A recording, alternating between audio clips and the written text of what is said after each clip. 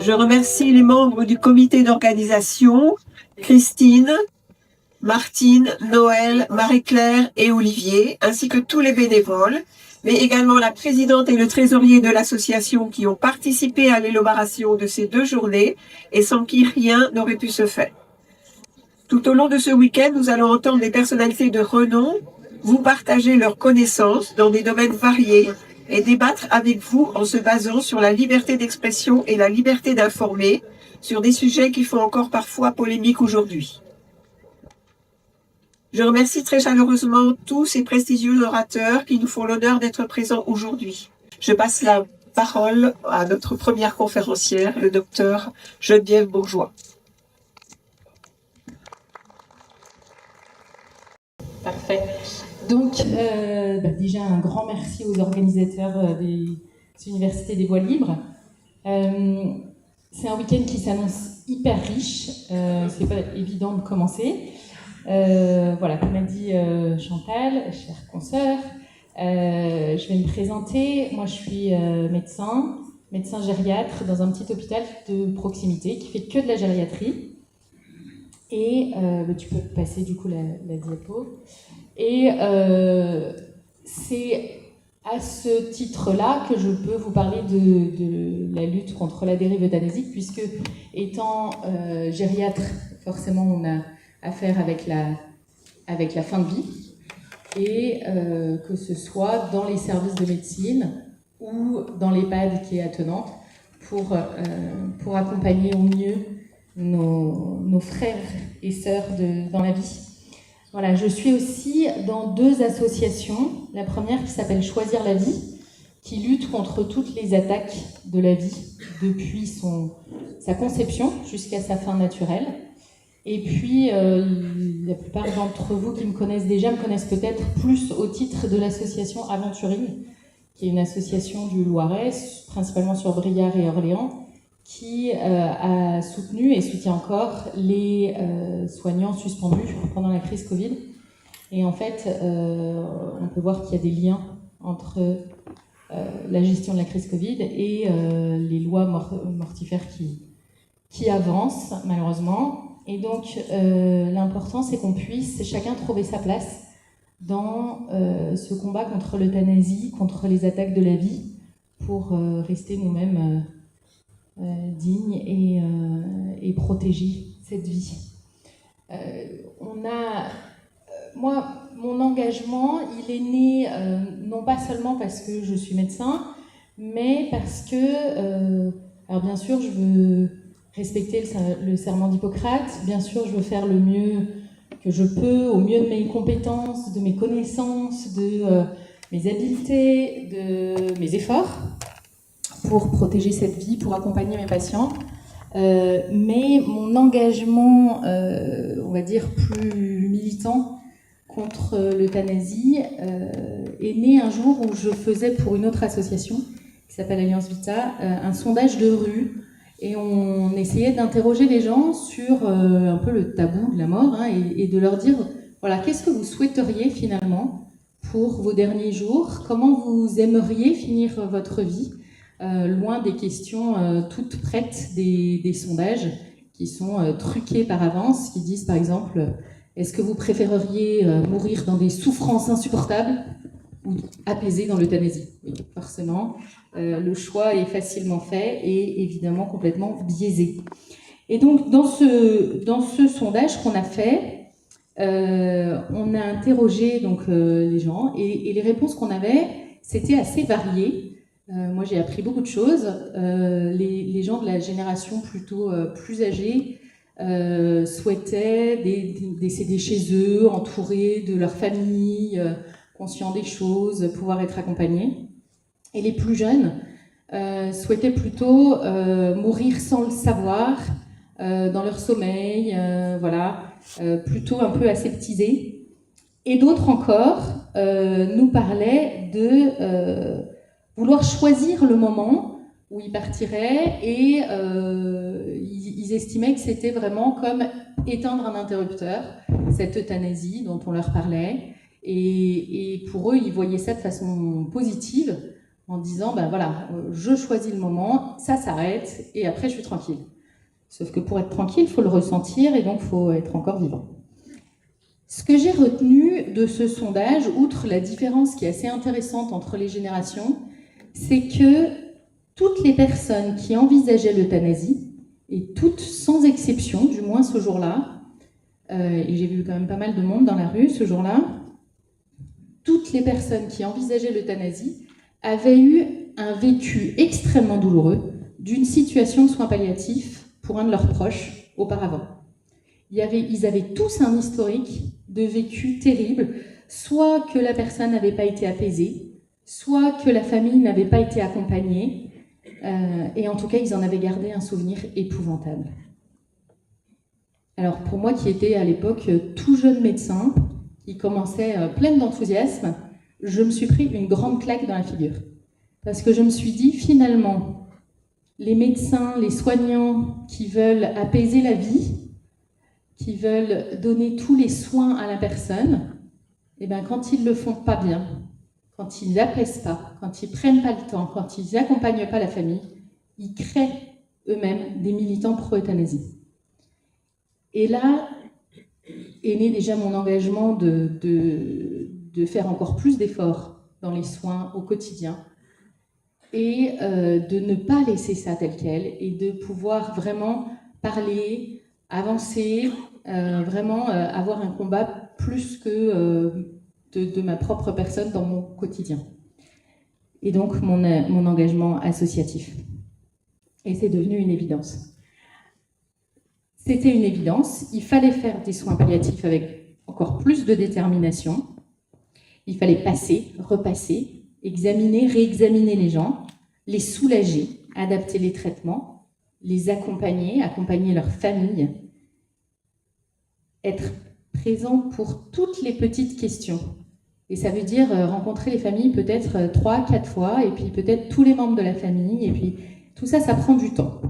J'avais déjà l'impression de le faire auparavant, mais là, c'était vraiment avec un poids beaucoup plus fort sur les épaules et avec cette conscience dans ma façon d'agir que je n'avais peut-être pas jusqu'auparavant. Puis j'y ai vu une autre responsabilité. Finalement, il n'y avait peut-être pas que les médecins qui étaient responsables. Et ça, c'est arrivé quand j'ai vu certains événements, alors qui se sont reproduits, je vais vous donner un seul exemple, mais qui se sont reproduits, c'était en 2012. Et en fait, ça aurait pu être un événement complètement banal s'il n'était pas si lourd de sens. J'ai vu un patient arriver, il avait tout simplement une infection pulmonaire, quelque chose qui aurait pu être complètement banal, et certes, il avait besoin d'une hospitalisation, mais ça aurait pu être assez simple, et en fait, il y avait eu un retard de prise en charge. Et c'était pas de la faute du corps médical ou des soignants, c'était parce qu'il avait refusé d'être hospitalisé. Et pourquoi refuser d'être hospitalisé? Au final, il avait malheureusement été contraint d'être hospitalisé avec une maladie du coup aggravée, plus difficile à traiter. Et en fait, c'était parce qu'il ne voulait pas aller à l'hôpital, parce que, c'est ce qu'il m'a dit, il ne voulait pas que je l'euthanasie, rien que du fait qu'il était vieux. Alors, pourquoi il avait ça en tête? Il m'a expliqué qu'il avait entendu la proposition numéro 21 du président Hollande, qui venait d'être élu. Proposition numéro 21 de M. François Hollande, c'était l'euthanasie. Une fois que je lui ai dit, monsieur, moi je suis là pour vous soigner, on va traiter la pneumopathie et puis on va vous rééduquer, puis vous allez rentrer chez vous, les soins sont devenus quand même beaucoup plus simples. Il a pu tout à fait rentrer chez lui. Donc le discours présidentiel était responsable de cette crainte de l'euthanasie, de cette méfiance vis-à-vis du système de santé, et du coup d'un retard de soins, et de ce qu'on appelle en médecine une perte de chance. Parce que du coup on l'a soigné un peu trop tard.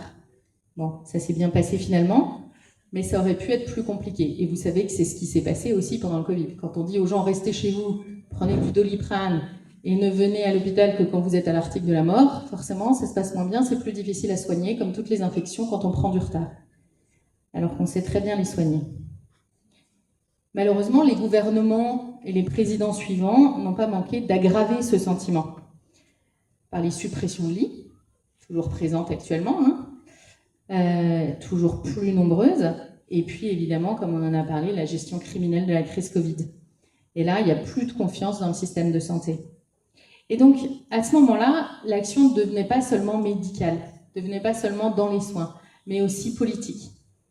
Et finalement, tout ce qui touche à la vie, tout ce qui touche à la vie de nos concitoyens est en fait déjà de la politique. Donc on a plusieurs niveaux, si tu peux revenir à la précédente, on a plusieurs niveaux en fait de lutte contre l'euthanasie et d'engagement en particulier. On peut s'engager dans la vie privée, notre vie de tous les jours. On peut s'engager dans la vie politique. Et alors la vie associative, elle est un peu entre les deux, puisque quand on gère une association ou quand on s'implique dans une association, encore une fois, on touche à la vie de nos concitoyens, on touche à certaines libertés, etc. Et en fait, c'est déjà de la politique. Donc le niveau privé, le niveau politique, et puis le niveau de soins. Alors, vous voyez, je les ai mis dans cet ordre-là, mais on peut les mettre dans l'ordre qu'on veut. Je ne pense pas qu'il y ait d'hierarchisation. Par contre, je pense qu'il faut qu'on s'engage, chacun, avec nos charismes, nos compétences. Et je pense qu'il y a de la place pour tous, partout. Évidemment, étant médecin, je développerai plus la partie des soins. Mais on va quand même aborder, si vous voulez bien, l'engagement privé, l'engagement associatif et l'engagement politique. Voilà. Pour ce qui est de l'engagement privé, si tu peux passer, d'accord. Ne serait-ce que dans nos conversations. Je pense qu'on a tous vécu, une conversation où quelqu'un va parler de l'euthanasie ou parler d'autres sujets de la défense de la vie. Par exemple, dire heureusement quand même qu'on peut faire ça, ou des petites phrases cinglantes comme ça. Et en fait, sûrement par bonne intention, pour pas blesser, pour pas choquer, pour pas... Voilà, ça nous arrive à tous de nous taire. Et en fait, je pense qu'il faut qu'on arrive à dépasser ça. Il faut parler, il faut dire, non, moi je vois pas les choses comme ça. Voilà, moi je préfère en tant que médecin soulager que tuer. Voilà, des petites choses qu'on peut dire, parce que je pense que les gens ont besoin d'entendre qu'il y a une autre voie possible. Parce qu'on est tellement dans un discours unique que c'est facile, ce genre de petites phrases, et puis on sait que tout le monde va être d'accord, et puis voilà, ça fait bien dans une conversation. Non, on ne peut pas se permettre de laisser passer ça. Donc, comme le dit le sociologue Mathias Desmet, il y a en fait 30% de la population qui est complètement convaincue dans un sens, 30% qui est complètement convaincue dans l'autre, et puis les 40% du milieu, ils font au gré du discours qu'ils entendent, au gré des rencontres, etc. Et donc à nous d'être cette rencontre qui peut faire basculer les choses vers la vie. Il le disait en fait pendant la crise Covid. Mais en fait ça s'applique à tout. Et donc pour la défense de la vie c'est la même chose. Et je pense que ceux qui se lèvent qui se sont levés en tout cas pendant la crise Covid ont aussi cette intelligence de voir que la vie doit être défendue, tout comme la liberté individuelle, tout comme les soignants qui ont tout donné. Voilà. Donc évidemment dans les conversations dans ce sens-là, mais aussi dans les conversations les plus banales, quand on laisse dire tout le temps des moqueries sur les personnes âgées, sur les personnes qui vivent avec un handicap, sur la faiblesse humaine, en fait, eh bien, on laisse dériver les choses, on laisse dériver l'esprit global, l'esprit sociétal, vers finalement une société qui ne voudrait plus de ces faiblesses humaines. Et donc, les personnes âgées deviennent encombrantes, les personnes avec un handicap deviennent encombrantes et coûtent cher. Voilà, c'est ça le discours qui va arriver. Et finalement, dans ce discours ambiant, l'euthanasie et d'autres attaques à la vie vont devenir banales et vont pouvoir se développer. Et si on participe à ces conversations en disant « stop », non, je ne suis pas d'accord. Comme le dit Jacques Ricot, là, son intervention dans Aletheia qui a été reprise dans l'Impact, vous l'avez sans doute lu, voilà, la dignité, elle ne s'arrête pas à une situation compliquée. Elle ne s'arrête pas au handicap, elle ne s'arrête pas au vieillissement, elle ne s'arrête pas à l'incontinence, à la déchéance, comme on peut l'entendre. Non, on est digne parce qu'on est, point barre.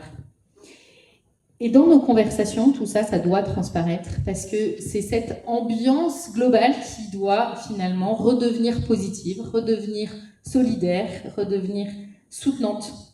Hein. Et dans la crise Covid, on a vu en particulier avec les consignes de distanciation sociale, de on laisse papy-mamie à la cuisine, voilà, la société a été marquée certainement pour longtemps sur 3 plans. Premièrement, sur la méfiance que les individus ont les uns vis-à-vis des autres. L'autre n'est plus source d'aide possible, ou de soutien, ou de solidarité, voilà, mais il est source de contamination. Deuxièmement, l'intrusion dans le secret médical. J'en parlais tout à l'heure avec un confrère. Ça devient complètement banal. On peut vous demander vos vaccinations à l'embauche, on peut vous demander pourquoi vous étiez absent tel jour, voilà. Je vous rappelle que dans un arrêt de travail, l'employeur, il n'a pas la cause. Et puis si on vous demande vos vaccinations, c'est au médecin du travail qu'il faut les donner, c'est pas à votre employeur. Pardon. Tout ça a été complètement banalisé. Et donc, à nous de le faire respecter. J'étais encore aux ressources humaines il y a 2 jours, où on m'a dit c'est la nouvelle politique, on demande les vaccinations aux nouvelles embauches. J'aurais dit pardon, mais en fait, c'est le secret médical. Oh ouais, mais les vaccinations, c'est pas grave, c'est pas très privé. En fait, si, c'est mon état de santé. Donc non, je ne vous donnerai pas mes vaccinations. Et par contre, oui, je les donnerai au médecin du travail. Et puis le médecin du travail, il va pas vous dire quelles sont mes vaccinations. Par contre, il va vous dire si je suis apte à travailler ou pas. Et il n'y a que ça qui vous regarde, en fait, en tant qu'employeur. Et en fait, tout le monde se laisse faire parce que c'est demandé dans la pile de documents qu'on nous demande, etc. Mais non, ne nous laissons pas faire, y compris dans les simples conversations du quotidien. Et troisièmement, la crise Covid a renforcé le sentiment qu'on peut catégoriser les personnes. Il y a des personnes utiles, il y a des personnes inutiles. Donc les personnes utiles, elles ont le droit de travailler, elles ont le droit de circuler. Peut-être un jour, ce seront les seules à avoir le droit de vivre. Donc voilà, ne laissons pas ces dérives, avant même la dérive euthanasique, la lutte contre la dérive euthanasique, luttons déjà contre la dérive de la pensée humaine dans la société. La société qui était déjà devenue progressivement individualiste depuis les Lumières. Le problème, il date déjà de là.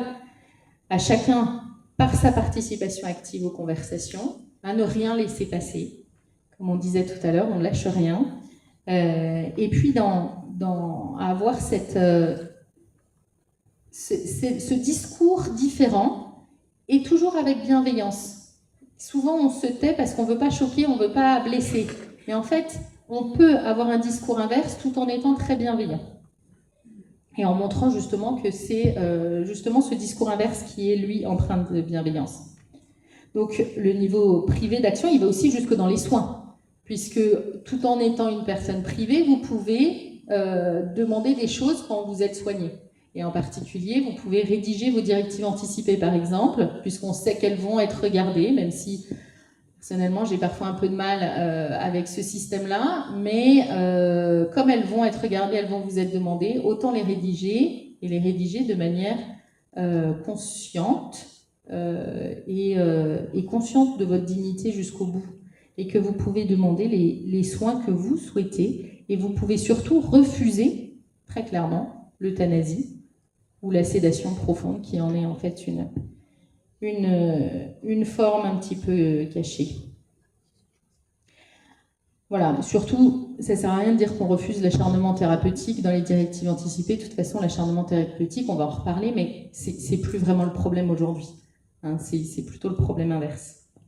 Et si on a besoin d'aide pour rédiger ces directives anticipées, on peut se faire aider parce que le document de l'HAS pour les rédiger est extrêmement compliqué, parce que c'est des phrases avec des doubles négations, on est complètement perdu. Donc n'hésitez pas à demander de l'aide à des associations. Il y a l'association Choisir la vie, comme je vous ai dit, dont je faisais partie, mais il y en a d'autres. Il y a Alliance Vita, il y a Jalmalve, voilà, il y a plein d'associations qui peuvent vous aider dans ce sens-là. Et comme on disait tout à l'heure, l'association, le travail associatif, c'est à la limite du privé et de la politique.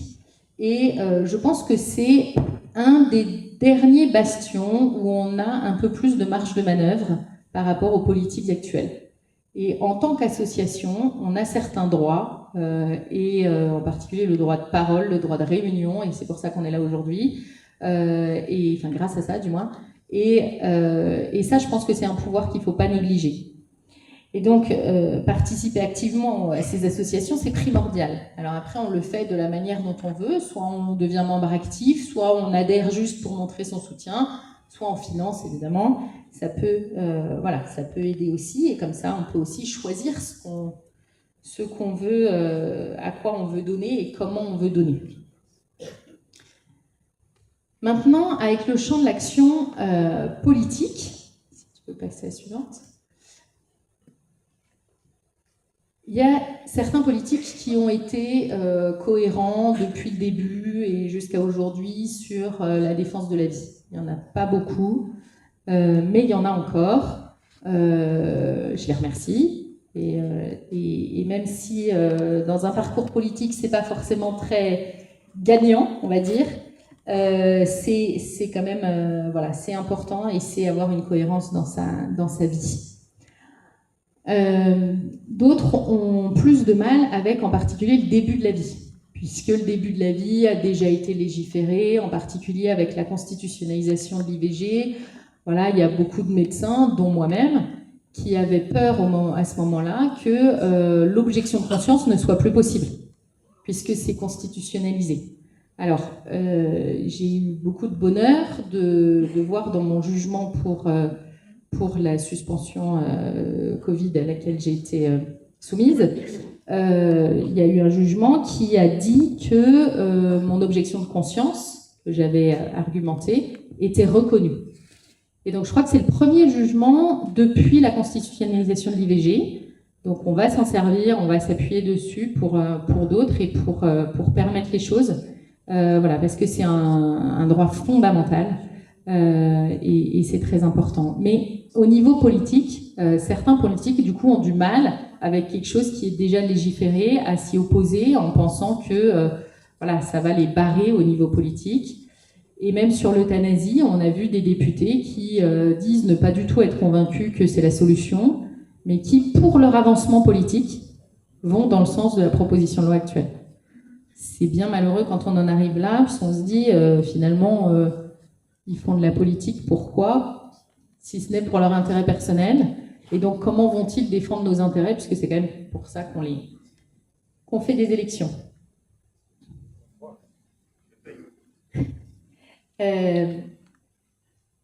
On peut participer à la vie politique sans être forcément encarté, sans être forcément mandaté, déjà par notre vote.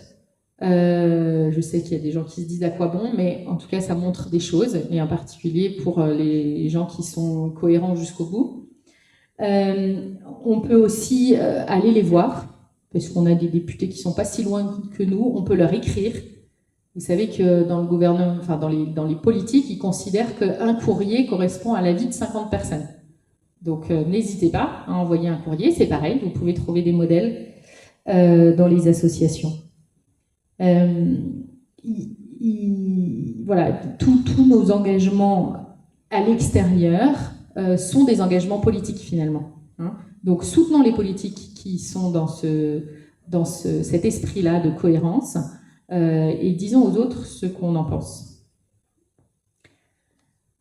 On peut rentrer dans la partie qui va être plus facile pour moi, la partie qui est vraiment mon cœur de métier. Qui est le soin et le soin palliatif. Vous savez que dans la loi de 2005, la loi Leonetti, les soins palliatifs avaient été décrits comme étant la troisième voie. Ni acharnement thérapeutique, ni euthanasie, mais les soins palliatifs qui vont soulager, qui vont prendre en charge les gens pour une meilleure qualité de vie et pour un soin apaisé.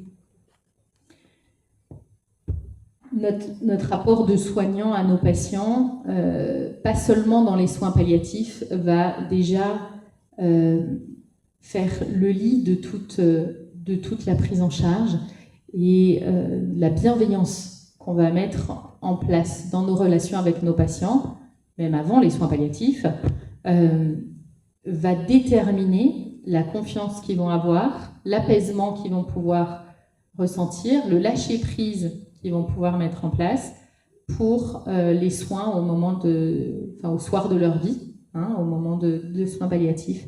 Et donc, cet engagement dans les soins palliatifs, il l'est en réalité pour tout médecin, tout soignant, qu'il fasse du soin palliatif ou pas, quel que soit le moment de la vie, quelle que soit la spécialité.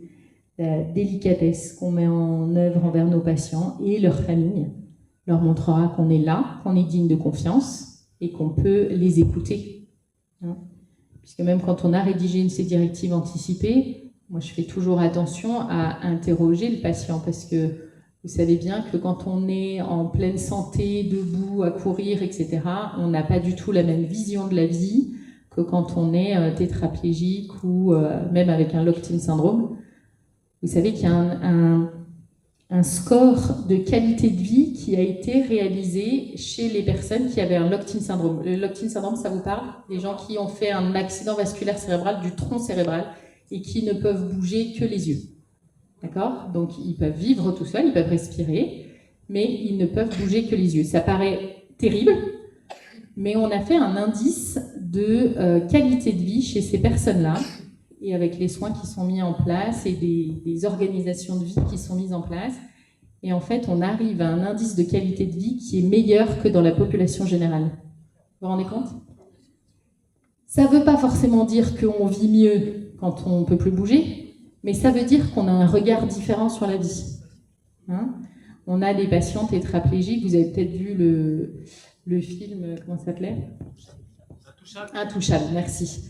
Il a un regard complètement différent sur la vie, et d'autres personnes tétraplégiques, on peut dire, mais en fait, et d'ailleurs Daniel Di Pozzo l'avait dit, ce monsieur qui est mimé dans ce film, il avait dit, mais en fait, je ne vivais que de l'apparence, et une fois que j'ai été tétraplégique, j'ai commencé à vivre réellement, parce qu'on se rend compte que voilà, les vraies choses importantes dans la vie, c'est pas celles qu'on pensait. Donc voilà, on peut pas dire à l'avance, c'est pour ça que les directives anticipées quelquefois me dérangent. On ne peut pas dire à l'avance ce qu'on va ressentir quand on sera en difficulté, mais c'est vrai que si on ne peut pas le dire à ce moment-là, c'est compliqué. Donc voilà, c'est un peu... il faut en tout cas en avoir discuté avec ses proches, il faut pouvoir se poser la question, savoir qu'on changera peut-être d'idée aussi, et en général c'est toujours dans le sens de la vie. En tout cas, c'est mon expérience, de ce que j'ai vu de mes patients et des gens avec qui j'ai pu discuter. Et puis, donc c'est pour ça que je repose la question toujours à mes patients, quel que soit ce qu'ils ont écrit avant, tant qu'ils peuvent s'exprimer, tant qu'ils peuvent ne serait-ce que faire un signe pour que je comprenne si oui ou non ils sont d'accord avec la proposition que je leur fais, je m'appuie toujours sur l'actuel, parce qu'on a le droit de changer d'avis.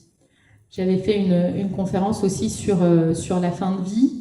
Et il y avait on avait essayé d'inviter vraiment large, et il y avait un monsieur un membre actif de l'ADMD, l'Association pour le droit de mourir dans la dignité, qui est une association extrêmement pro-euthanasie, qui avait souhaité participer. Donc je lui avais dit, très bien, venez, on va pouvoir confronter nos points de vue, on va pouvoir parler de notre façon de faire.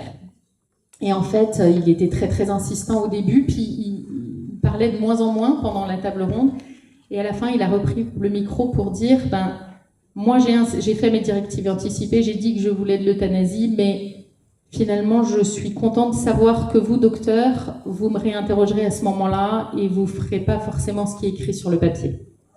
Voilà. Donc l'important de reposer la question, l'important de respecter qu'on peut changer d'avis, et bien penser que quand on est très impacté dans sa vie physique, notre regard sur la vie change. Et ça, il faut savoir le respecter, savoir le mettre en place pour les patients, et être à cette écoute, et bien leur faire comprendre, et ils le comprennent à ce moment-là, la plupart, bien leur faire comprendre que nous, on est dans un regard de dignité, quoi qu'il arrive. En quoi une personne qui a un handicap depuis l'enfance, ou qui est très âgée, ou qui, du fait d'une maladie, maintenant est incontinent et qu'on doit laver dans son lit, en quoi il serait moins digne qu'une autre? Rien. Il n'y a aucune raison. Donc à nous de leur montrer, en faisant des soins adaptés, bienveillants, avec plein de délicatesse, qu'ils sont là, qu'ils ont leur place, et qu'on peut les respecter, les soigner tels tels qu'ils sont. Alors, pour rentrer dans le vif du soin palliatif, le soin palliatif, c'est pas j'ai fait des soins curatifs et comme ça marche plus, je fais des soins palliatifs. Ça, c'était une vision très ancienne. Les soins palliatifs, c'est des soins actifs d'accompagnement, de ce qu'on peut appeler des soins de support, mais c'est pareil, j'aime pas beaucoup ce nom, qui vont essayer de traiter chaque symptôme pour améliorer la qualité de vie. Et en fait, dans une maladie grave avec des traitements lourds, la maladie elle-même ou les traitements peuvent apporter des signes d'inconfort, peuvent donner de l'inconfort. Et donc, les soins palliatifs doivent commencer dès l'annonce de cette maladie-là. C'est pas parce qu'on commence des soins palliatifs qu'on est en phase palliative ou phase agonique ou en fin de vie. D'accord ? Donc, ces soins palliatifs, il faut absolument qu'on les mette en place. Et c'est pour ça qu'il faut aussi qu'on en parle dans nos conversations. Parce que sinon, les gens, quand on leur parle de soins palliatifs, ils disent « Mais ah bon, je vais mourir demain, docteur ?» Mais non. Palliatif, ça veut dire on va pallier à votre confort. Donc, on va vous accompagner pour votre qualité de vie, tout simplement. Et ça, c'est vraiment le rôle des soins palliatifs, quel que soit le stade de la maladie. Donc, on va les prendre en charge le plus tôt possible pour pouvoir vraiment les soulager et les accompagner dès le début et que les choses soient progressives et dans un continuum de soins. Alors, pour expliquer la démarche de soins palliatifs, il faut expliquer tout simplement la démarche d'un médecin. Quand il voit un patient arriver, déjà il l'interroge et en fait, déjà l'interrogatoire, quand on pose les bonnes questions et quand on prend le temps de l'écoute, surtout moi qui ai des personnes âgées, voilà, ça prend plus de temps. Mais c'est en fait un gain de temps sur la suite. Quand on écoute bien les gens, quand on les interroge bien, on a déjà une idée du diagnostic. Et après, notre examen clinique, il va rechercher les signes. Et s'il faut faire des examens complémentaires, ça sera pour chercher tel signe, pour éliminer un diagnostic et pour en conforter un autre. Et puis, on va chercher évidemment la cause des symptômes, donc le diagnostic. Et une fois qu'on aura le diagnostic, on saura éventuellement comment soigner les gens. Et ça, c'est une démarche qu'on doit faire également dans les soins palliatifs, parce que le but doit être, non pas forcément de guérir la maladie, mais en tout cas de soulager les symptômes qu'apporte la maladie. Donc, le soulagement, pour tout médecin, est une priorité, évidemment. Et dans les soins palliatifs, ça devient l'unique priorité.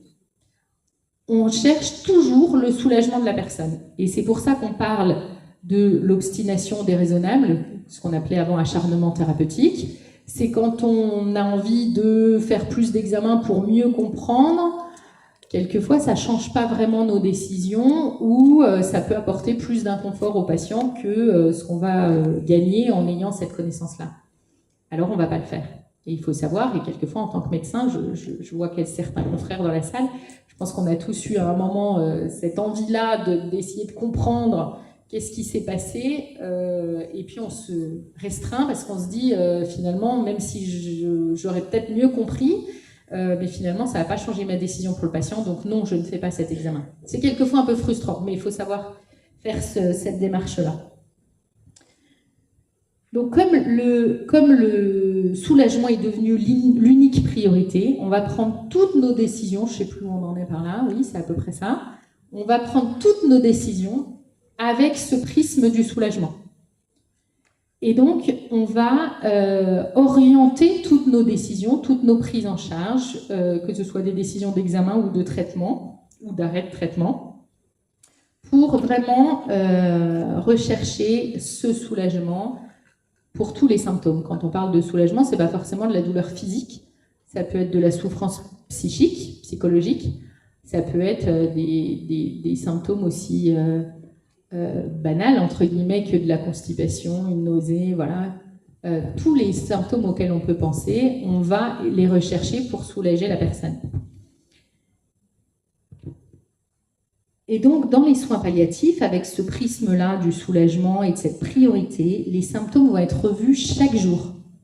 Et plus s'il y a une plainte qui réapparaît, mais en tout cas, chaque jour, on va se reposer la question. Est-ce qu'il y a de la douleur? Est-ce qu'il y a de la souffrance psychique, etc.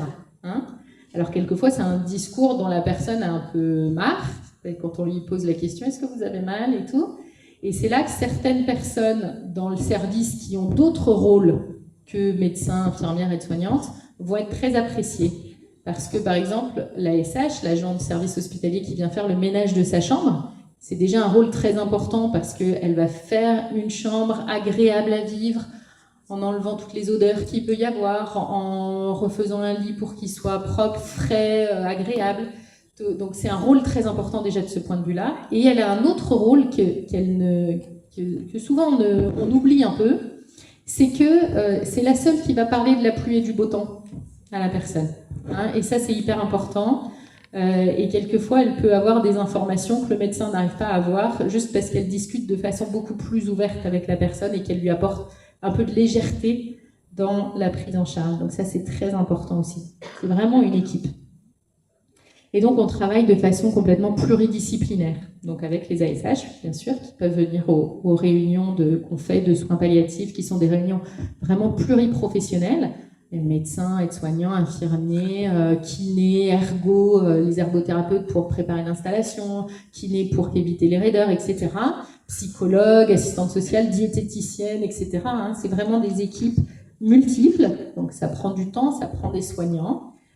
Ça prend du monde et c'est vraiment une prise en charge qu'il faut insister pour avoir cette équipe, pour pouvoir faire des soins palliatifs corrects. Et donc on va revoir chaque famille de symptômes, chaque appareil. Hein, on voit l'éveil et la communication. C'est important que le patient puisse continuer à communiquer, qu'il puisse participer aux décisions de soins. Évidemment la douleur physique, l'état respiratoire, l'état cutané, parce que ça peut provoquer des douleurs, ça peut aussi être signe d'autres pathologies qu'il va falloir traiter. L'alimentation, l'élimination. Voilà, la constipation est un grand symptôme des soins palliatifs qu'il faut savoir prévenir, parce que ça peut être aussi très douloureux, ça peut provoquer des confusions, surtout dans la population que je prends en charge, hein, chez la personne âgée. Mais aussi la mobilisation, est-ce qu'il est encore capable de se mobiliser dans le lit? Est-ce qu'il va pouvoir, s'il n'est pas bien, se mettre autrement? Et sinon, ça va être à nous de le faire, à passer régulièrement. Le sommeil, bien sûr, son état psychologique, son comportement, et puis sa demande spirituelle. Alors quand je parle de demande spirituelle, c'est pas forcément une demande religieuse, mais au soir de notre vie, quand on voit la fin approcher, voilà, qu'on soit agnostique ou religieux, on a tous un besoin de mettre du sens sur la vie, sur ce qu'on a fait, sur les décisions qu'on a prises, sur les relations humaines qu'on a eues. Et ce temps des soins palliatifs est quelque chose de primordial. Et donc cette demande spirituelle doit être accompagnée. Et on risque de l'oublier, donc il faut y penser et le mettre dans nos réunions vraiment comme un onglet auquel il faut penser et sur lequel il faut débattre en équipe sur quelles solutions apporter.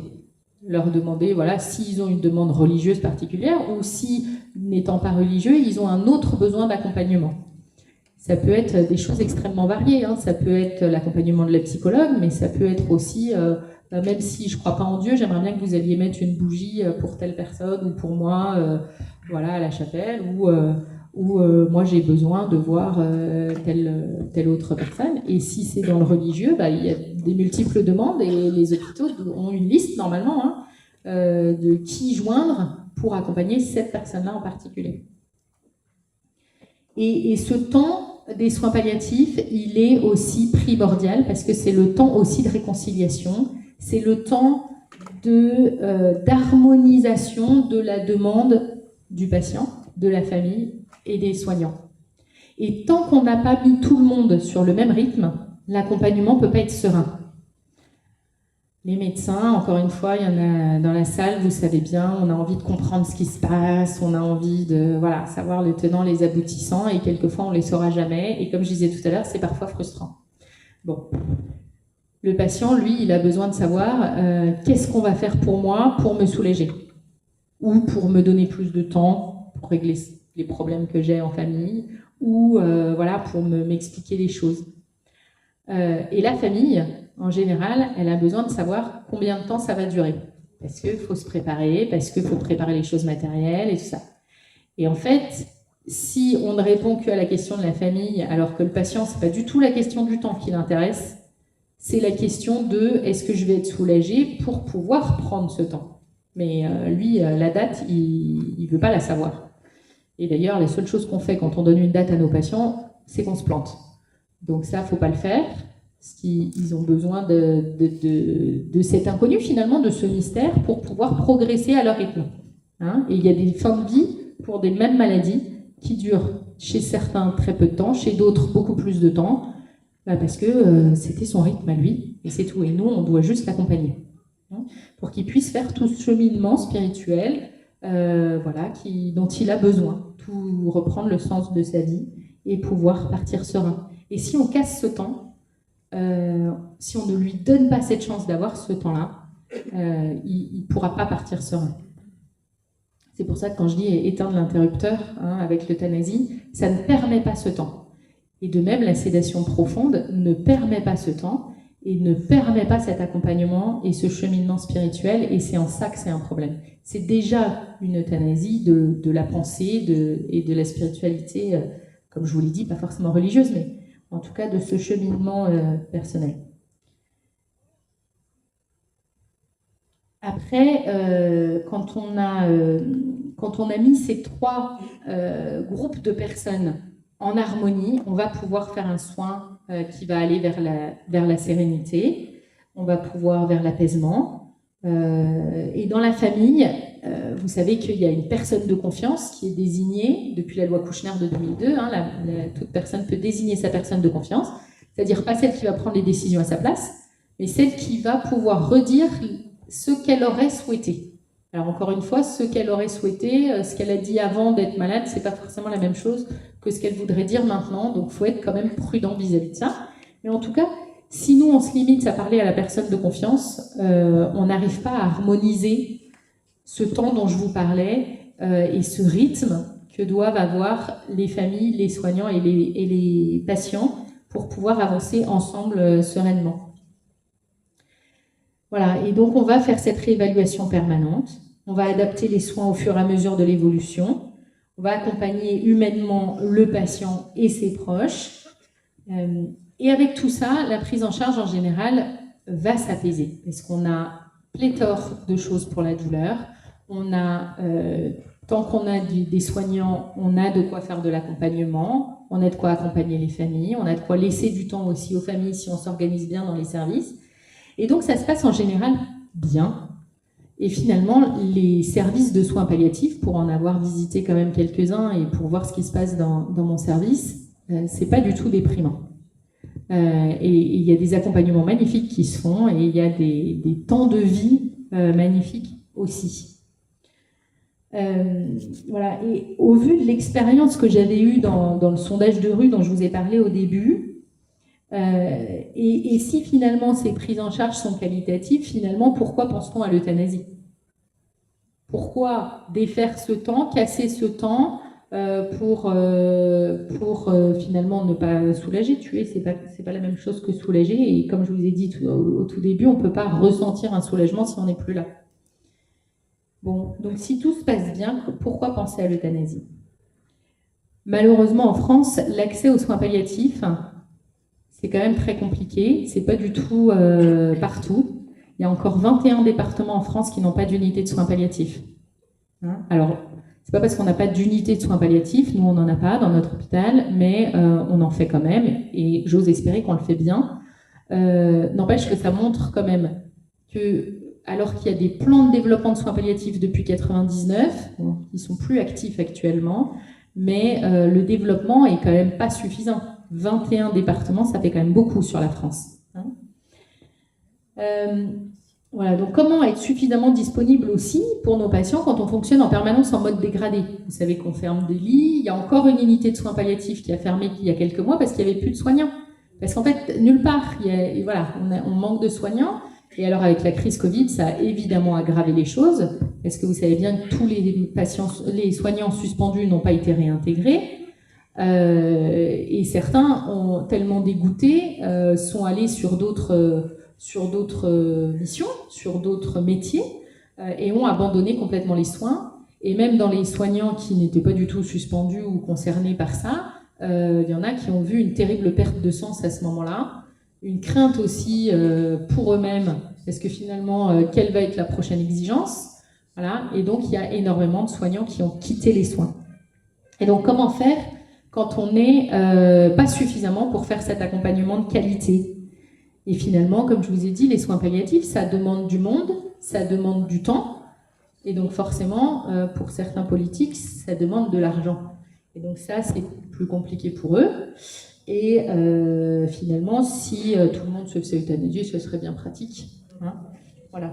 Et puis, si on pouvait l'étendre un peu aux personnes âgées, parce qu'on n'arrive pas du tout suffisamment à augmenter les places en EHPAD, voilà, on est complètement limité.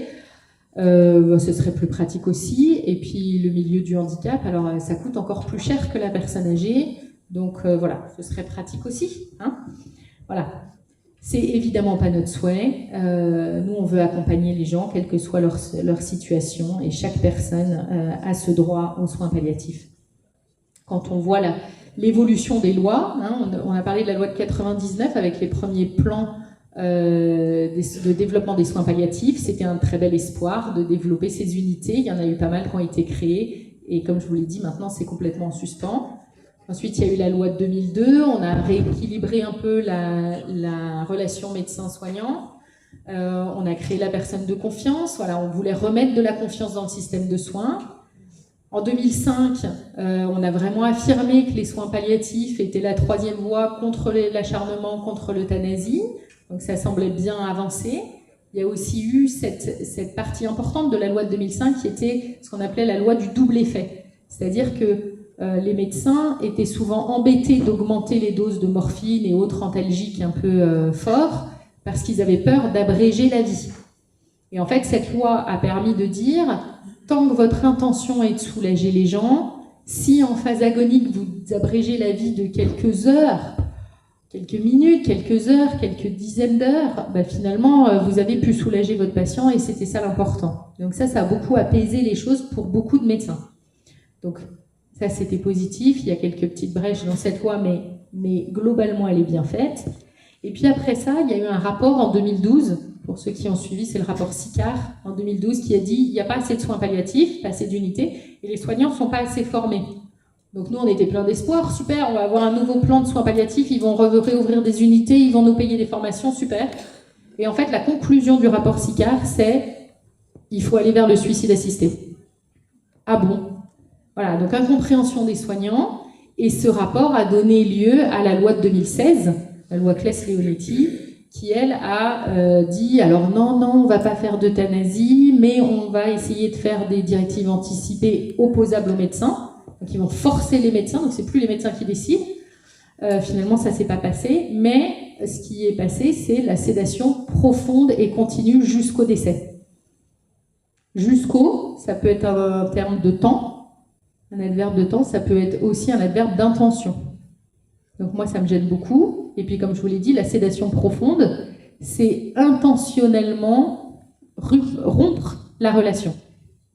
Et donc, empêcher l'accompagnement. D'accord ? Alors que dans beaucoup de situations, même de souffrance psychique, même quand on arrive à nécessiter de la sédation parce que la personne est trop mal ou a trop peur ou n'arrive pas à se reposer, on peut mettre en place des sédations qu'on appelle légères. On a même des échelles pour vérifier et tout ça. On a tous les médicaments qu'il faut pour ça.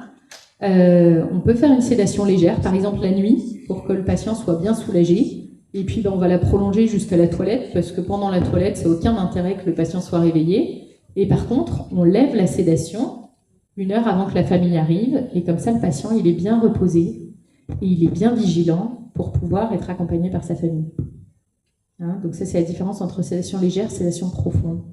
Et puis la loi Claes-Leonetti nous dit, quand vous décidez de faire une sédation profonde, vous arrêtez tous les traitements. Et puis dans les traitements, il y a aussi l'alimentation et l'hydratation. Parce que finalement, c'est un maintien artificiel de la vie, donc il faut les arrêter. Ok, donc ça veut dire que la personne, elle n'est pas forcément en phase agonique, elle n'est pas forcément en toute fin de vie. Mais par contre, on lui a déjà arrêté l'hydratation, donc on va avoir les complications. Et puis on arrête tous les traitements, alors que il y avait des traitements peut-être, on va dire, je sais pas, je prends un choix au pif, les traitements pour les problèmes de rythme cardiaque. Et si on arrête le traitement pour le rythme cardiaque, la sédation, ça va rien changer à ça. Il peut s'emballer, il peut avoir des palpitations, ça peut être douloureux, ça peut être inconfortable, ça peut être... voilà. C'est un exemple parmi d'autres, hein. Mais voilà. Donc non, on ne va pas arrêter tous les traitements, on va faire une sédation légère et puis on va évidemment revoir les traitements pour ne garder que le nécessaire, c'est-à-dire ce qui va soulager la personne ou ce qui va empêcher qu'arrivent d'autres symptômes d'inconfort. Voilà. Et puis, après 2016, il y a eu le décret de 2020. Le décret de 2020, c'était en plein dans la crise Covid. On disait, bon, on ne traite pas les patients, alors que 2020, on savait déjà qu'il y avait des traitements qui existaient. On ne les traite pas, mais comme en EHPAD, les personnes âgées ne vont pas être prises en réanimation et puis elles vont forcément faire une détresse respiratoire puisque vous ne les soignez pas. Donc, on va faire le décret, ce qu'on appelle le décret Rivotril. C'est-à-dire, le Rivotril, c'est un puissant anesthésiant que moi j'utilise plutôt dans les convulsions, ou, voilà, mais en tout cas, ça va être un dépresseur respiratoire. Donc, si vous injectez ça à la personne, elle va moins bien respirer. Sachant que les patients Covid, on sait que si, dans ce cas-là, hein, on leur donnait parce qu'ils avaient du mal à respirer. Okay, donc, c'est de l'euthanasie. Hein, donc, on a importé l'euthanasie en EHPAD sous couvert de compassion parce qu'il ne fallait pas encombrer les hôpitaux pour les jeunes qui mourraient peu du Covid si on les traitait. Hein, et on le met dans les EHPAD parce que comme ça va plus vite. Hein, on n'encombre pas les hôpitaux, on tue les gens plus vite. Voilà. Et ça, finalement, c'est dans un continuum entre 2016, 2020 et 2025, la proposition de loi sur l'euthanasie, sur la fin de vie, comme ils ont dit, sur l'aide à mourir. Alors, je crois qu'en soins palliatifs, on aide les gens qui vont vers la mort. On ne pousse pas les gens à mourir, hein, mais on les aide déjà et on les accompagne. Là, ce qu'ils veulent dans l'aide à mourir, c'est voilà, je te fais mourir, je t'ouvre la fenêtre si tu veux te suicider, hein, parce que suicide assisté, finalement, c'est ça. C'est un peu schizophrénique, hein, puisque si vous voyez quelqu'un qui veut se jeter d'un pont, si vous n'essayez pas de l'empêcher, vous pouvez être condamné pour non-assistance à personne en danger. Mais quelqu'un qui vous dit « je voudrais faire un suicide assisté, j'ai contacté un médecin pour ça », si vous essayez de le dissuader, alors là, vous êtes condamné parce que c'est le... Comment ça s'appelle ? C'est pas de l'obstruction, ça a été dit aussi dans la... Empêchement, non ? Non, c'est pas l'empêchement, il y a un terme. Le délit d'entrave. Délit d'entrave, voilà. Donc, de toute façon, vous êtes condamné. Ça, c'est une proposition, alors ça n'a pas encore été voté.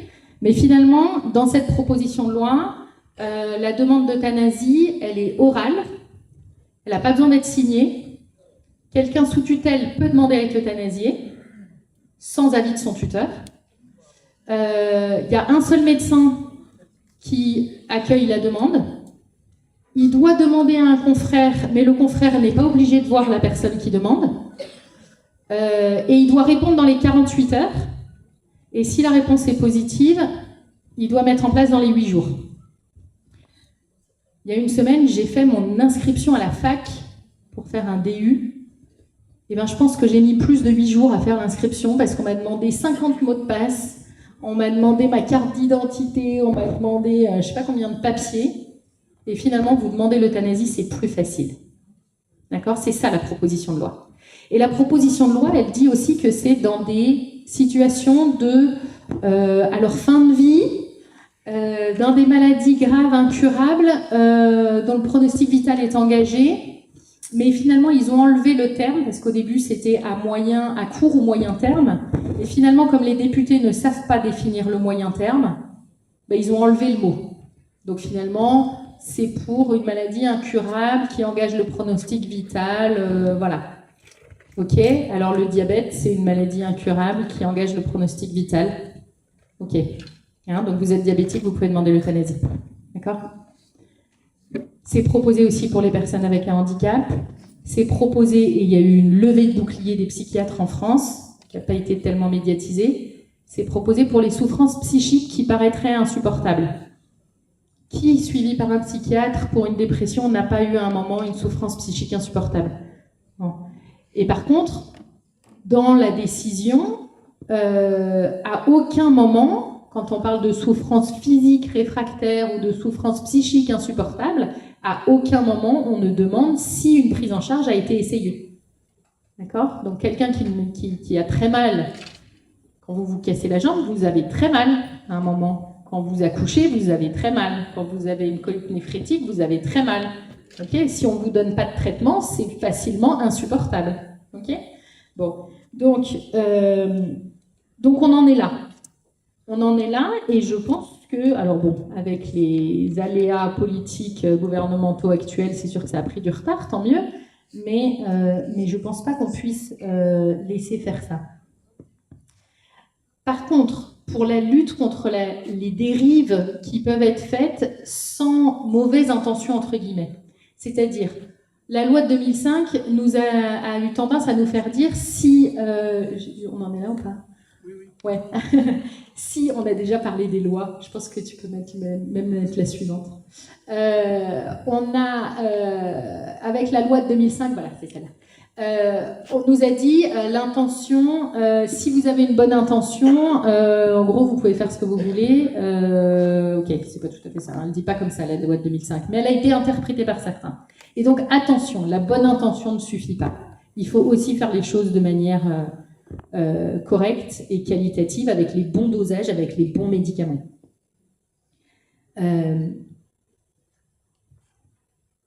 Les dosages non adaptés. On peut vouloir soulager quelqu'un, et puis si on n'est pas là, si on réévalue pas en permanence, il y a des moments où les gens ont mal, et puis si on réagit pas assez vite, ben, ils ont très mal, et puis après on a du mal à rattraper la douleur.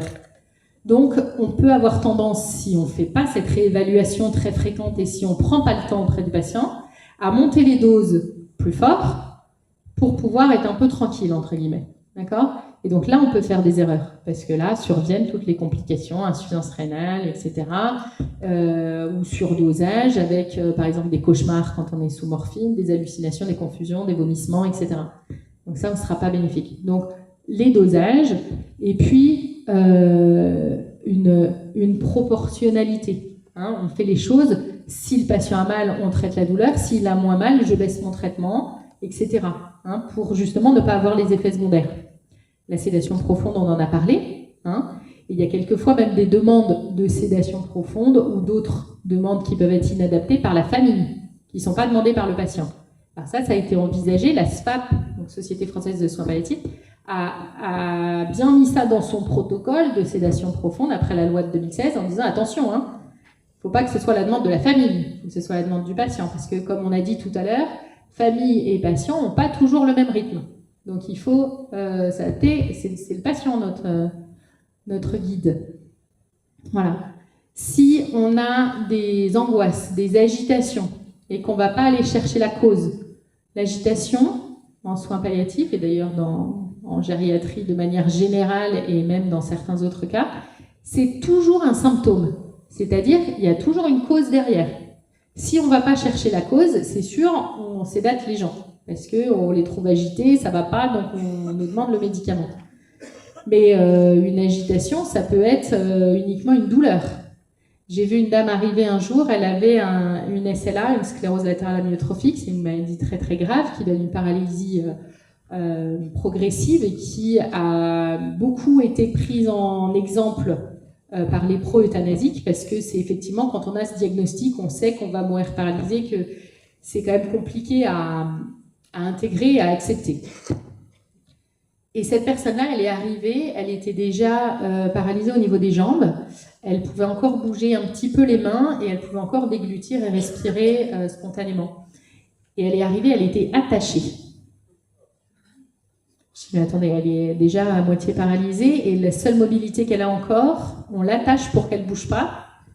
Et on m'a dit, mais oui, mais c'est parce qu'elle était agitée. Bah, d'accord, mais on va peut-être essayer de comprendre pourquoi, puis on va peut-être essayer de la soulager. Elle ne pouvait plus parler, mais elle pouvait quand même s'exprimer d'une autre manière qui faisait qu'on la comprenne. Et en fait, elle avait une mycose dans la bouche. C'est un champignon dans la bouche. C'est quand même pas très compliqué, c'est pas très grave, et surtout, ça se soigne très bien. Et en fait, elle avait tellement mal dans la bouche qu'elle était agitée. Donc, on a enlevé les attaches, on a traité la mycose, on a traité la douleur liée à cette mycose. Et cette dame, dès qu'elle a récupéré de la mobilité, dès qu'on lui a enlevé les attaches des bras, ce qu'elle a fait, c'est qu'elle s'est jetée sur moi et qu'elle m'a serré dans ses bras. Eh ben, ça veut tout dire. C'est-à-dire qu'elle a tout de suite compris que là, on allait soigner et soulager, plutôt que d'attacher et de s'attendre à ce que les gens qui sont en évolution vers le décès soient tous sédatés, sans aucun symptôme exprimé, et surtout ne bougent pas dans leur lit pour ne pas déranger le médecin la nuit. Okay. Donc elle avait compris que là, il y aurait quelque chose d'autre qui allait se passer. Okay. Et puis on l'a accompagnée, cette dame, et ça s'est très bien passé par la suite. Et on a pu la soulager.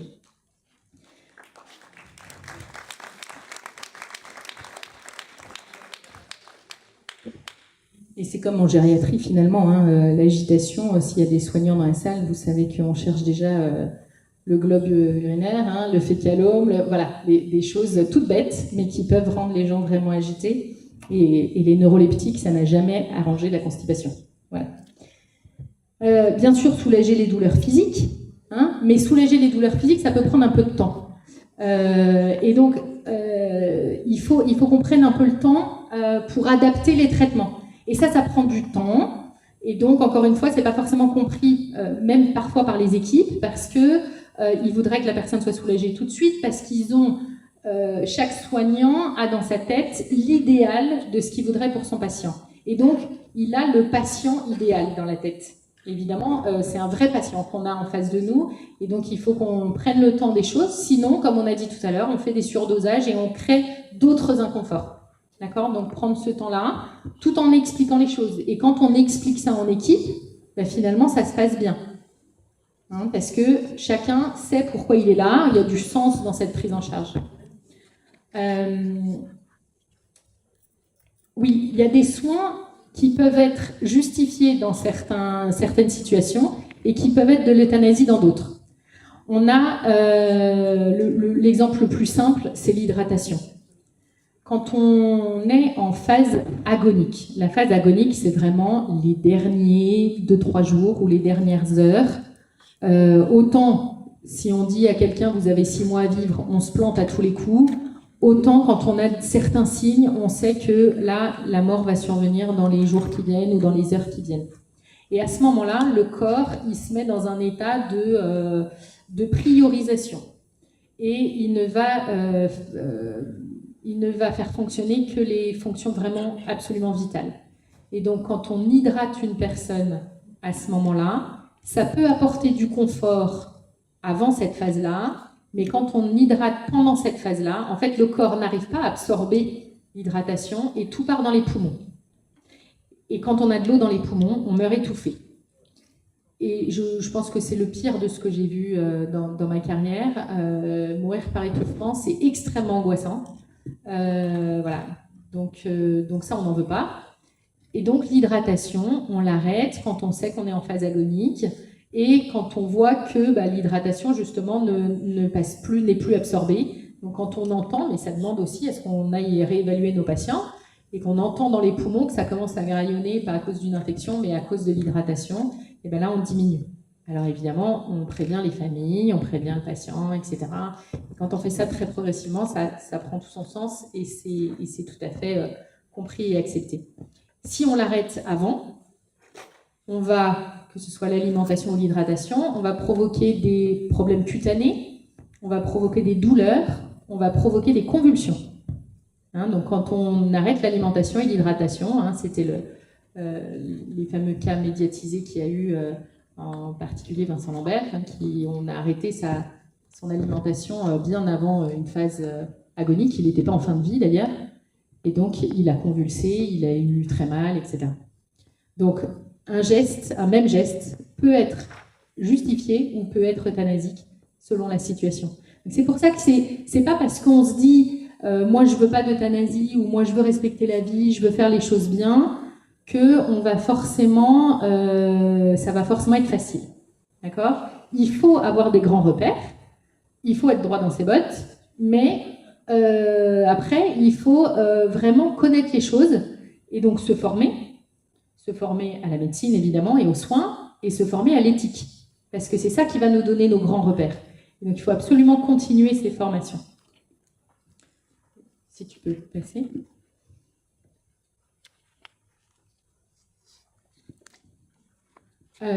Donc si on peut donner des conseils, surtout s'il y a des soignants évidemment, mais même pour les autres, savoir comment faire pour éviter ces dérives qui ne sont pas forcément évidentes dans les situations complexes. Toujours confronter les décisions en équipe, on ne fait pas ça tout seul. Et c'est pour ça que la décision toute seule de la proposition de loi du médecin qui va tout seul répondre à la demande d'euthanasie du patient est complètement aberrante. Toujours confronter les décisions, parce qu'encore une fois, comme on a dit tout à l'heure, l'agent de soins hospitaliers qui fait le ménage ne va pas avoir le même regard, la personne ne va pas lui avoir dit la même chose qu'à l'aide-soignante, qu'à l'infirmière, qu'au médecin, etc. La proportionnalité, on en a parlé, on traite en fonction des symptômes. C'est pas parce que le monsieur est en soins palliatifs, donc je lui mets 100 mg de durogésique, des dérivés morphiniques, et de l'hypnovel. Non, on va faire en fonction des symptômes. Le temps de l'équilibre, comme on a dit, un traitement, ça prend du temps à être équilibré et il faut prendre ce temps, sinon on donne des effets secondaires. On explique les soins aux soignants déjà, parce que quand on prend la décision, on explique pourquoi on prend la décision et comme ça, tout le monde va pouvoir porter la décision et tout le monde va pouvoir l'appliquer avec du sens et va être plus serein aussi et va pouvoir expliquer les choses correctement aux patients et à la famille. L'agitation est un symptôme, on l'a dit tout à l'heure, donc il faut trouver la cause avant d'essayer de la traiter. Bien sûr, quelquefois, on est obligé de traiter le symptôme pour pouvoir prendre le temps de traiter la cause correctement. Mais c'est en 2 étapes. Adapter l'alimentation et l'hydratation aux capacités d'absorption du corps et à la phase dans laquelle on est, on a vu. Revoir le traitement, parce qu'on a dit on n'arrête pas tout, mais on garde que ce qui est nécessaire et ce qui va empêcher l'inconfort. Mais tout ça, ça évolue en fonction des phases. Donc on revoit tout régulièrement. Et puis des prescriptions anticipées, parce que comme je vous ai dit, quand on prend du retard sur le traitement de la douleur, le patient n'est pas bien. En plus, on a une mémoire de la douleur. Donc la douleur suivante, il aura plus mal parce qu'il a gardé la mémoire de la douleur antérieure. Et puis les soignants ne sont pas bien, parce que comme je vous ai dit, ils ont un idéal de ce qu'ils voudraient offrir à leurs patients. Et donc, ils ne sont pas bien non plus. Et la famille, bien sûr, voyant la souffrance, n'est pas bien non plus. Donc, anticiper les choses pour que les soignants qui sont là 24 heures sur 24, contrairement aux médecins, puissent adapter au fur et à mesure. Et après, en fonction de ce qu'ont mis en place, moi, je vais réadapter le traitement de fond. Et puis, formation. Vous venez en conférence, c'est super. Il y a des formations aussi plus institutionnelles, évidemment. Voilà ce que je pouvais vous dire. Je pense qu'on a balayé les choses. Après, comme vous avez vu, si on suit les rapports et les lois, il y a quand même on a l'impression un sens de l'histoire qui n'est pas forcément positif, qui est même plutôt mortifère actuellement. Et on a l'impression que parce qu'on ne veut pas donner les moyens et le temps nécessaire, on va vers des solutions expéditives qui vont pas être bénéfiques ni pour les patients évidemment, et c'est ça le premier objectif, mais pas non plus pour les familles, avec, comme vous l'avez vu au tout début, des gens du coup qui vont devenir pro-euthanasie si c'est pas fait correctement, et puis du coup des solutions expéditives qui sont pas souhaitables. Et en fait, à faire ça, on se trompe de cible, puisque au lieu de soulager et d'éliminer la souffrance, on élimine le souffrant. Et c'est évidemment pas la bonne cible. Voilà, je vous remercie et je remercie beaucoup les organisateurs.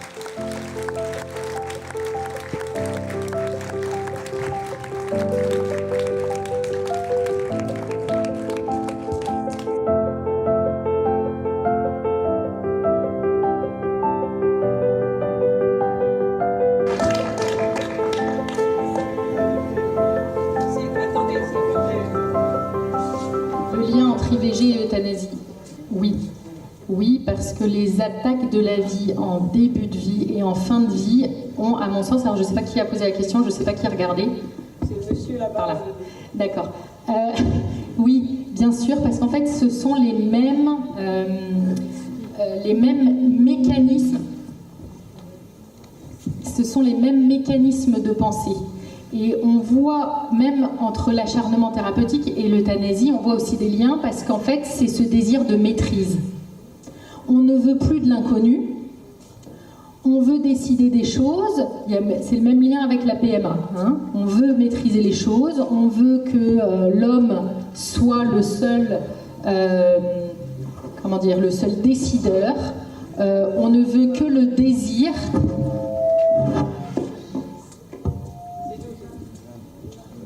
Voilà. Et on ne veut pas respecter le lien, finalement, l'avancement naturel, tout simplement. Hein. Donc toujours ce désir de maîtrise et qui va tout à fait dans un mauvais sens. Et c'est effectivement les mêmes enjeux. Et d'ailleurs, on voit la même évolution. Bon, ça prendrait aussi le temps d'une autre conférence. Mais si on compare l'évolution des lois sur l'IVG et des lois sur l'euthanasie, c'est la même évolution, simplement c'est décalé. Et on voit très bien les mêmes arguments politiques. Ah oui, mais les autres pays font pareil, on est en retard sur les politiques européennes, voilà.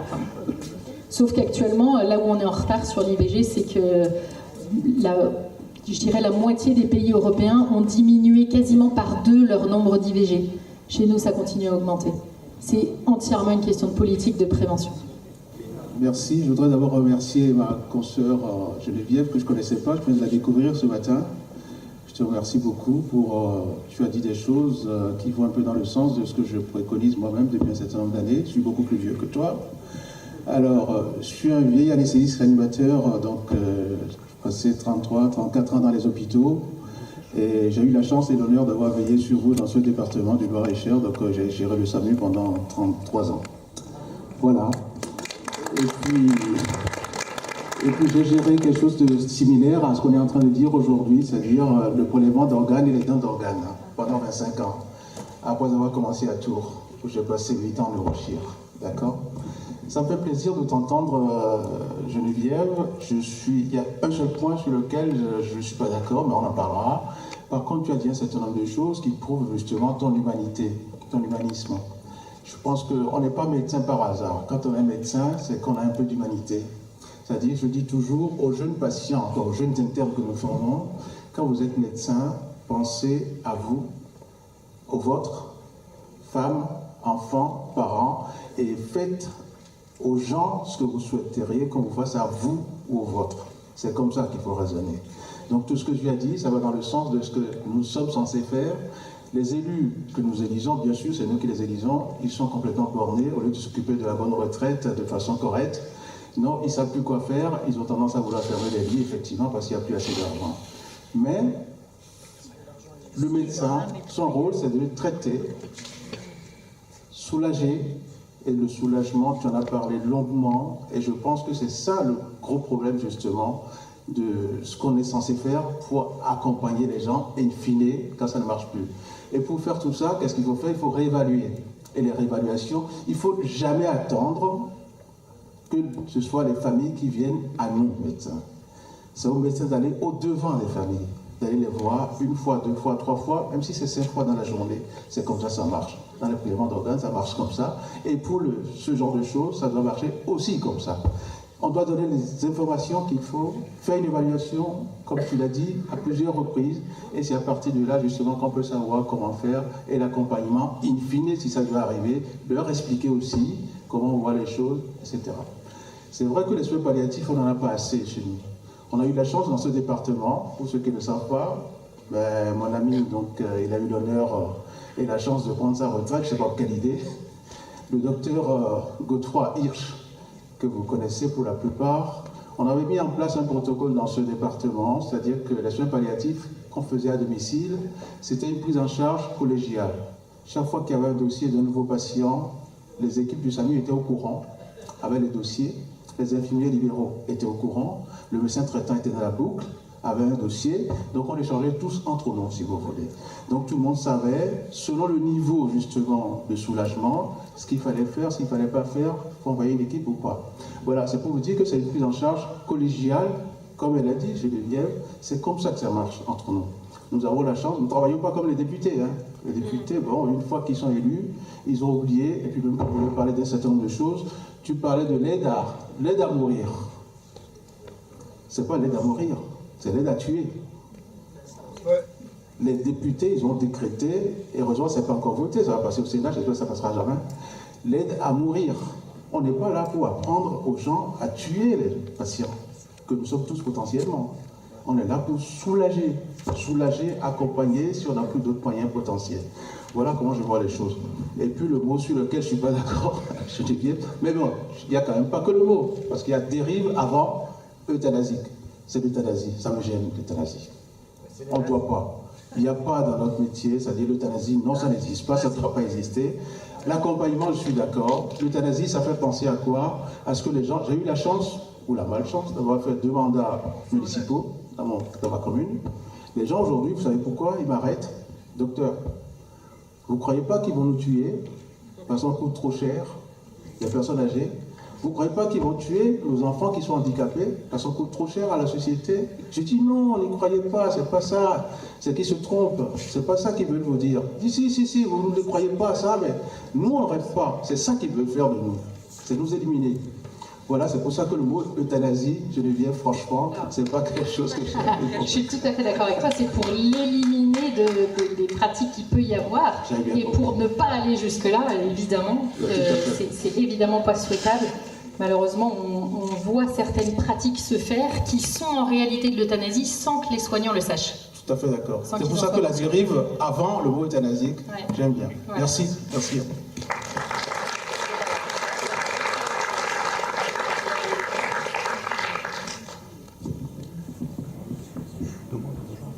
Et d'ailleurs, il y a eu un sondage des soignants par la SFAP, la Société française de soins palliatifs, qui a montré très très clairement que 98% des soignants qui pratiquaient les soins palliatifs estimaient que l'aide à mourir ou l'euthanasie ou tout ça, ça n'était pas un soin, et donc refusaient de le faire. 98% des soignants.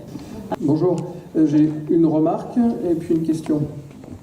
La remarque, il me semble que vous avez assimilé, comme souvent on le fait, le crime rivotril à de l'euthanasie. En fait, non, parce que l'euthanasie, on sous-entend le consentement, alors qu'au rivotril, je ne pense pas qu'il y ait le consentement de la personne qu'on injecte. C'est sûr qu'il n'y avait pas le consentement. Malheureusement, dans l'euthanasie, il n'y a pas toujours le consentement non plus, et les gestes peuvent être euthanasiques, alors que la personne ne l'a pas demandé, et alors même que le soignant n'est pas vraiment conscient de ce qu'il fait. Et c'est de l'euthanasie quand même, parce qu'il y a cette mort provoquée. Okay, merci. Alors ma question à laquelle vous avez un petit peu répondu justement, avec les 98% que vous avez évoqué. Donc une étudiante en médecine, avec qui j'ai discuté un petit peu pendant que la loi se préparait, m'a dit mais écoute, c'est pas grave, de toute façon, tous mes copains sont pour cette loi. Alors est-ce que c'est un effet de génération? Est-ce que c'est un sous-échantillonnage non représentatif? Est-ce que plus on vieillit, moins on est? Je pense qu'il y a peu de gens sont au courant de ce qu'il y a vraiment dans cette proposition de loi, déjà. Donc c'est pour ça que je le dis de façon assez crue, pour que vous soyez vraiment au courant de ce qu'il y a dans cette proposition de loi. Et en fait, c'est pour ça, c'est pour biaiser ce débat et pour flouter les jeunes, en fait, que la loi avait été faite, les 2 volets de la loi avaient été mis en même temps, la loi sur le développement des soins palliatifs et la loi sur l'aide à mourir. Et en fait, maintenant, les 2 choses sont séparées, ce qui peut être bien parce que du coup, on peut dire non à l'une et dire oui à l'autre. Mais malheureusement, la loi sur le développement des soins palliatifs, la proposition de loi n'avance pas du tout. Donc ça montre bien aussi quelle était la politique. Et malheureusement, encore une fois, comme on disait depuis le début, il y a une espèce de magma sociétal, de pensée unique, etc., qui fait que ça influence les pensées de certains. Et c'est pour ça qu'il faut absolument que les jeunes soient formés à l'éthique. Et l'éthique fondamentale pour comprendre ce qu'ils font, pour comprendre ce qu'on leur dit. Voilà. Mais après, si on écoute BFM et qu'on fait des raccourcis, voire du sophisme, en disant il souffre, j'arrive pas à le soulager, donc je le tue, encore une fois, comme j'ai dit à la fin, on se trompe de cible. Voilà. Oui, Denis. Bonjour. Ceux qui ne me connaissent pas, Denis Agré, je suis médecin. Merci de parler de l'euthanasie. Tu nous diras peut-être un mot ce que tu as vécu avec l'ordre depuis 2020-2021. L'euthanasie, ça porte un nom qui est très grave et qui est très sombre dans l'histoire, c'est nazi. Bon, quand même, il y a si vous regardez dans Wikipédia, l'euthanasie a été utilisée il y a un truc qui s'appelle, je crois, Action T4 ou un truc comme ça, c'est très sombre. Après, sur les étudiants en médecine, je pense qu'il y a un glissement de choses techniques et chimiques qui a évolué depuis des dizaines d'années. Moi, je l'ai vécu, j'ai fait mon métier d'urgentiste, hein, j'ai fait 15 ans d'urgence, clairement, l'accompagnement de la douleur, on nous explique hypnovel, morphine, donc l'hypnovel, c'est une benzodiazépine comme le Rivotril. Le Rivotril dans les EHPAD en 2020, c'est une catastrophe, c'est un truc hallucinant, qui est complètement insensé et qui clairement est dépresseur respiratoire. Et il y a eu aussi des prescriptions d'hypnovel, de midazolam, c'est écrit dans Libération. Clairement, ça a tué des gens. Il y a une semaine, et je trouve ça odieux, il y a un gars, un fameux youtubeur, la chaîne s'appelle G1000 grammes, vous pouvez aller voir. Je leur ai dit que c'était inadmissible ce qu'ils faisaient. Ils ont pris en caméra cachée, ils sont allés filmer des médecins au centre antidouleur du CHU de Montpellier, bien sûr, tout est tronqué. Ils ont isolé une séquence où il y a un médecin qui parle à une patiente qui a des douleurs, en disant, il questionne la patiente sur ses liens avec sa grand-mère, et tout de suite. Donc, c'est des histoires de transgénérationnel. Même ça, on peut même plus en parler. Et tout de suite, ils mettent au pilori ce médecin du CHU, avec le Conseil de l'Ordre qui vient appuyer ça, avec Midi Libre qui vient relayer ça. Donc, en fait, si vous voulez, il y a quelque chose d'absolument catastrophique dans la relation médiatique. Les soins palliatifs, vous voyez, il y a des soins humains, et merci d'en parler parce que c'est vraiment très, très, très important. Merci. Oui, Geneviève, je voulais te remercier pour la qualité de ton intervention. Franchement, j'ai beaucoup apprécié. J'ai appris beaucoup de choses parce que c'est pas mon secteur. Moi, j'étais pédiatre. Par contre, ce que ça m'évoque, c'est mon expérience en réa où j'ai fait justement, j'ai participé modestement au don d'organes et j'en ai gardé un souvenir très fort. J'ai eu un de mes patients qui avait une myopathie que j'ai accompagnée jusqu'au bout, c'est-à-dire jusqu'aux derniers instants avec sa maman, et c'est des moments dont on se souvient toute sa vie. Donc ces derniers moments, il faut effectivement les préserver. Tu l'as très bien expliqué. Alors bien sûr, moi, en tant que croyant, ça tombe sous le sens, mais je dirais indépendamment, tu as démontré que indépendamment des croyances, ces moments conservaient une importance fondamentale. On peut sauver sa vie sur les derniers instants. Donc les supprimer, c'est un crime abominable. Et bon, moi, vous savez que je n'ai pas la langue de bois. Hein. Pour moi, tout ceci, il n'y a aucun hasard. On est dans un combat spirituel. Je l'ai dit, je le répéterai. Hein, tout ce que l'on vit est satanique. Il n'y a aucun doute à avoir là-dessus. Hein. On veut tuer l'idée de Dieu et tout ce qui est autour. Et ça avance progressivement. Plus on sera nombreux à comprendre qu'il s'agit d'un combat spirituel qui nous permet de faire les liens entre tout ce que l'on voit. Hein. Et plus nous pourrons nous opposer. Car, je l'ai déjà dit ici, à un combat spirituel, il faut des armes spirituelles. Sinon, on est à côté du problème. Merci.